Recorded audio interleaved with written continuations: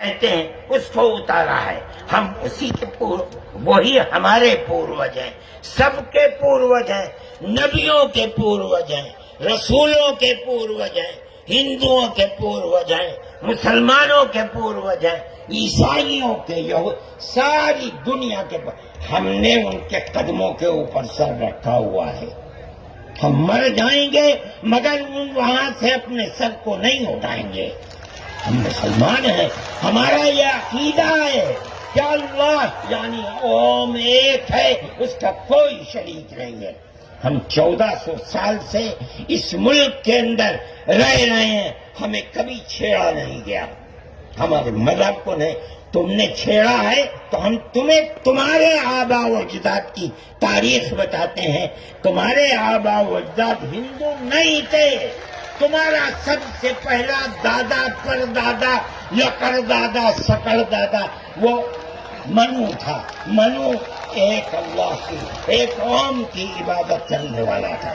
میرے بھائی، میں نے یہ بات اس لیے کہی ہے کہ تم اپنے اس ملک کے اوپر فخر کرو، جس طرح آخری نبی عرب میں پیدا کیا۔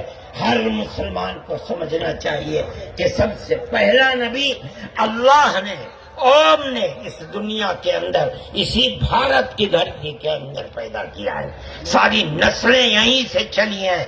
اپنے اس ملک سے محبت رکھو، اس ملک کا احترام کرو۔ شریعت الگ الگ ہے لیکن دین یعنی عقیدہ ایک ہی ہے، اور وہ عقیدہ اس دنیا کے اندر اسی بھارت کی دھرتی سے چلا ہے۔ لوگ راستے سے بھٹک گئے، وہ دوسروں کی عبادت کرنے لگے، ہم نہیں بھٹکے، بھٹک گئے تھے۔ یہ اوپر والے کا کرم ہے کہ اس نے پھر ہمیں وہیں پہنچا دیا جہاں ہمارے جد امجد منو تھے، جس کا راستہ ہمیں بتایا حضرت محمد صلی اللہ علیہ وسلم نے۔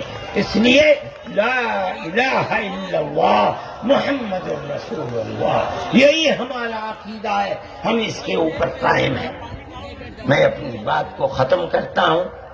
میں فرقہ پرستی کا مخالف ہوں، اور میں سمجھتا ہوں کہ اس ملک اور اس دھرتی پر رہنے والا، صحیح دماغ رکھنے والا فرقہ پرستی کا مخالف ہوگا۔ فرقہ پرستی کے ساتھ ملک میں نہ امن و امان رہ سکتا ہے، اور نہ اس ملک کے اندر چین و سکون کسی کو میسر ہو سکتا ہے۔